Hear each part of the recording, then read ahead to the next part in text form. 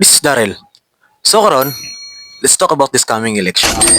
Well, kabalo na ta kung grabe ka toxic ang election diri sa tuwa. Magamangita ng mas nagubot pang mga butante kaysa sa mga nanagan. What? Murag dagko ag sugal wa. Daghang kay mga relasyon, pamilya, silingan nga nagubat on ning eleksyon. Di ba? Una, magpadungog ko sa Facebook. Sunod, inong magkita na, okay lang, kidhatay. Sunod, maglilibra kayo na.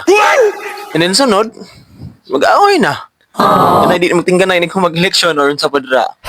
Guys, stop this super toxic culture sa Pilipino yung ani, no? Bantay man, na.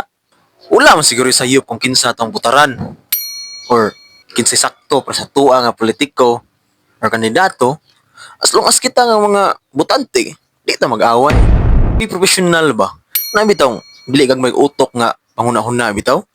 Ang hitabo man gud kung kinsa itong gidapigan na yun sa pika silingan na to, mag-away na no. Di ba? So naman na eh. So guys, please don't take it personal karon nga eleksyon. Or susunod pang eleksyon kay ang eleksyon kas ara. Inato ang relasyon sa sagatao kung maguba na gani. Lisod na kayo balikon or ato ang pride lisod na kayo ipaubos, di ba? Isa raman siguro tawag tumong gurane kung kinsay maayo, kisay tarong na to nga paminaw na to nga maayo, may itong butaran. Di kaya itong kaugalingon at tuwang nahunaon nga mas kontra sila. And itong baliwalaon ng mga daot, dira ba? Ang sari mo. And that's all. Peace out.